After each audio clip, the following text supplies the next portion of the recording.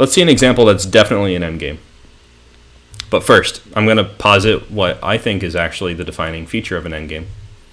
So, I'm not alone in this. Lasker suggested this, actually. He said that there are three main factors that come into play in an endgame. Although there are more factors, these are the three main things. Number one, king takes on an active role. We already know that, although we saw that the king can take on an active role in other positions. Two, the pawns become more important. Again, we saw that the pawns are going to sometimes take a really important role, but you'll notice that in that game it was of a tactical nature. The strategy of black was actually not to promote. It was just a temporary opportunity that arose. It was not the strategy itself. But in the end game, a lot of the strategy centers around forcing through a promotion. Now, the third thing is Suksong becomes a major weapon. So we're talking about what the main tools are, what the strategic devices are. So endgame is actually not necessarily something that happens on the board. It's something that happens in your mind. You start thinking about the endgame.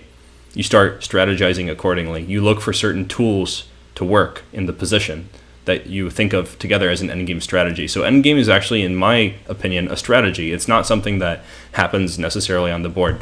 There's this dichotomy, I guess, between tactics and endgame, which is kind of artificial, because you get tactics in endgames, and sometimes there are endgames in tactics as well. So we can't say that endgames are something that's non-tactical. We already talked about that at the beginning. So let's move on and see this endgame. Now, this position was... I'm going to skip ahead to the position because... well, maybe I'll talk about the opening. I played the opening really badly, as usual, because this is one of my older games. I played this game in... What year did I play this game? 2017. And I like to think that I improve a lot every year, although this might just be a grand delusion. But after queen a4, an endgame arises almost by force. So I just wanted to show you for curiosity's sake. I played f5, a blunder. I could have played knight d7. It's a better move. But after knight a3, here comes the endgame. The better move in this position was probably not that. Well, I think f5 is a strategic error. I guess I shouldn't say blunder. It's a strong word. So knight a3. All right. Chess guy is telling me that he took an IQ test and said you didn't know for half of them. Nice. And Chuniflo just woke up. Welcome, Chuniflo, back from slumberland. So after knight a3, here comes the endgame. Now, after bishop e4, there's knight b6. Good in-between move to activate the knight. I take back that piece. And since they don't want to lose any material, here comes all the trading. I'm threatening their queen and their d-pawn and all that. So here comes some more trades. Knight a4 is maybe not an accurate move. Now, in this position, both queens are hanging, so I desperado my queen in order to give them doubled pawns and take one of those doubled pawns. And then trade some more pawns. And hey, look, now we're at an endgame after b4.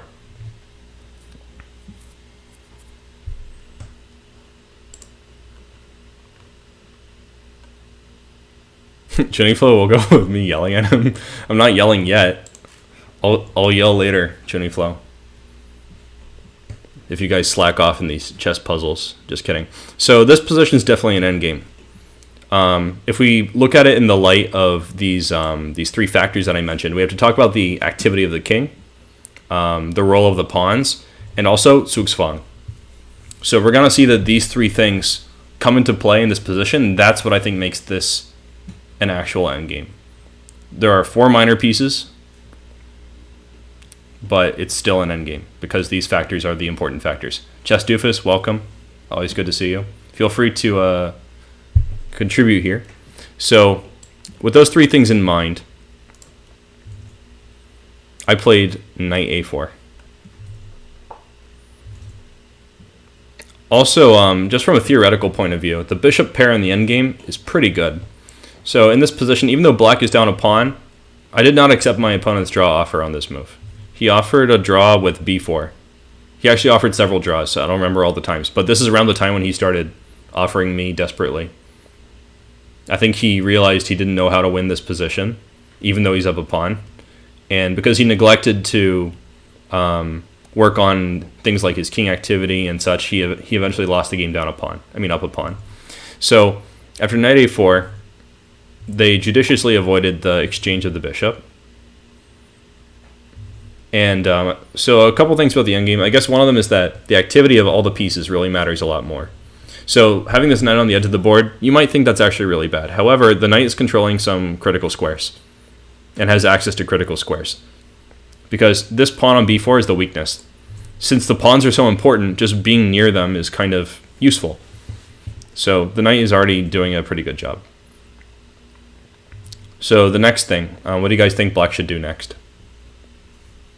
Provided that we want to activate the king, but the activity of all the pieces is useful and the pawns are really important. What's the next move here?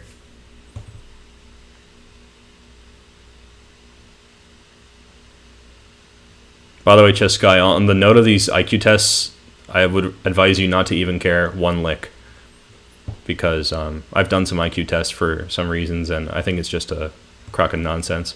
All right, Modosem says bishop c3. Correctamundo. We're attacking the knight, we're attacking the pawn. Now they have two ways to deal with it. I didn't calculate what they would do. Or maybe I did, but I shouldn't have. Because when you're playing for the endgame, you're kind of trying to accrue some small advantages here. And you don't need to calculate things concretely until the critical moment. You just have to start increasing your advantage. Now here they have to choose between knight d3 and knight c2. There's no reason that, and also the other knight to c2. And there's no reason that we should get hung up on which one they choose, because that's their problem. What we should be worrying about is what to do next. So my opponent deliberated and chose knight ac2. Examine the activities of these white pieces, right? All the pawns are on light squares, so the bishop on e3 is deprived of targets. The bishop on c2 is actually dominating two knights, basically, because one knight has to protect the other knight. It's also attacking the weak pawn, which is the most important in the position. The knight on a4 is not doing that much right now, but it's also kind of beating the bishop. The bishop can't go on b6 or c5. So that's kind of useful. And this bishop on d5, it's actually doing something really important. Can anyone tell what the bishop on d5 is doing? What's the point? I mean, just being a bishop in the endgame is already great, but it's doing something specific that's kind of useful.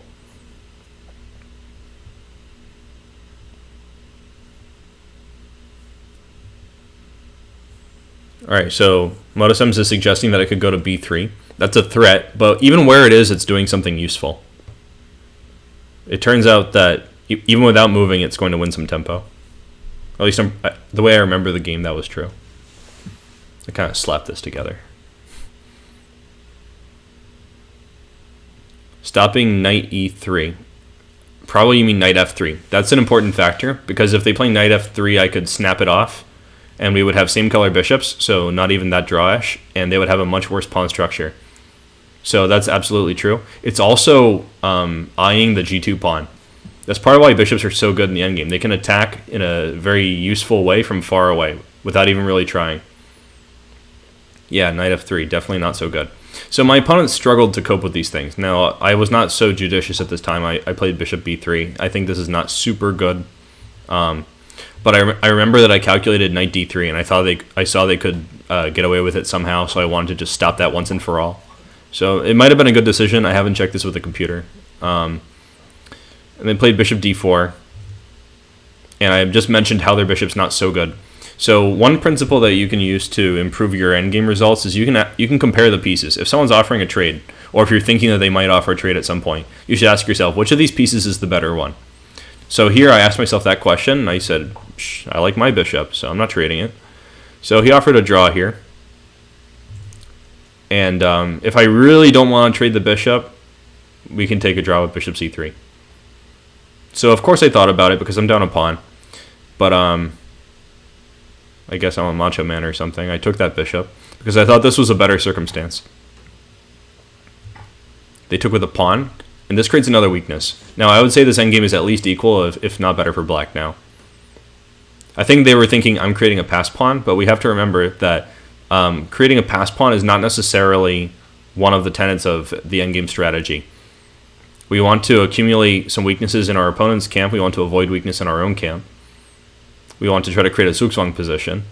We want to activate our pieces as much as possible. Having a weaker pawn, even if it's a pass pawn, is not necessarily part of that formula. So next I played knight c3, activating my knight. And after king f2, we started that phase of the game that we probably could have all guessed from the beginning, just from first principles, where the kings race to their good positions.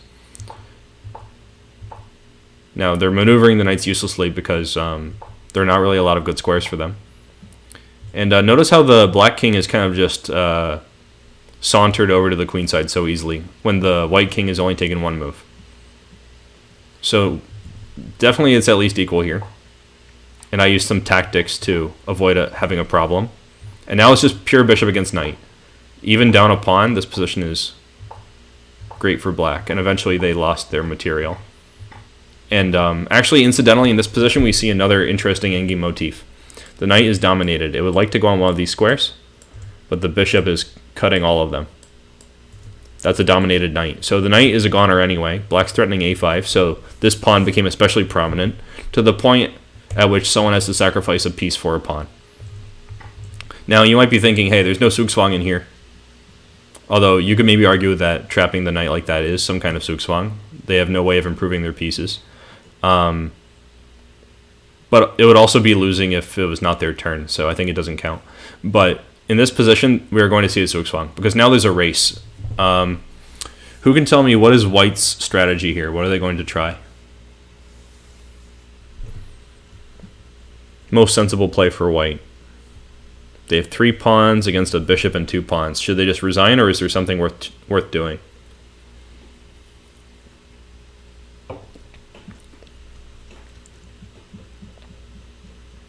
Alright, so they want to move the king up and go after the pawns. I don't think that's completely precise. They would like to do that, but I can also stop them. So let's maybe see a couple more moves. They played king f4, of course. I played king c3. They played king g5, like you guys said. I played king d3. So this pawn on e3 is now a goner. And after king h6, there's only one pawn left. So it looks very close to a draw, right? So now what are they really trying to accomplish? They played king h6 because that's a good move, and king f4. So what's their strategic goal here? How would they avoid loss in this situation? My opponent might have even been optimistic. He might have thought that he was going to make a draw here, because there's a very compelling strategy for white, which is also based on those endgame strategy points that I mentioned. The importance of the pawns. They're so important. And if the pawns are so important, what should white do? h4, right? They should try to sacrifice a piece for a pawn or something. So my opponent, of course, played king h5, because if you play h4, they'll immediately lose the pawn right now. So, sorry guys, I'm like getting twisted with my windows because they all look the same. If you play h4, you're not going to really make it in time. You're not even going to make it at all, actually. This pawn is making a queen. I mean, I could also promote with check, but this adds insult to injury. So, h4 is not quite right, but you want to play h4. So king h5 is preparing it. Now, when you get close to the end like this, it does require some concrete calculations. And usually when someone has succeeded in trading the majority of the pawns, the task is difficult. When you have an advantage in the endgame, you don't want to trade pawns unless it's utterly necessary. And if you trade weaknesses, that's also generally not super good. Like if I have a weakness and you have a weakness, trading them usually helps for the defending side. All right, so Chestufa says he's going to lose because of some bishop check from behind. We'll see. What do you guys think? What should black's move be here? You know, they just played king h5, so we have to figure it out. All right, so bishop b5, h4, bishop e8 check. If they play king h6, Chestufus, what do you think?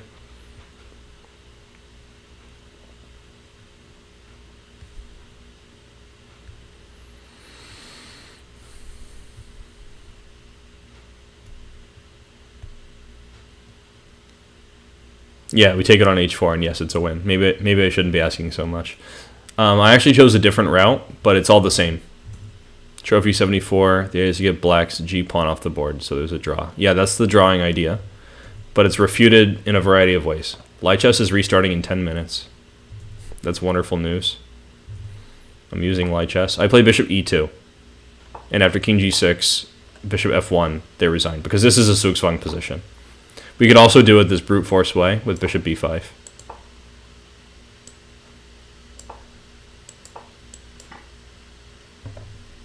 but it doesn't matter. Both of them are winning methods.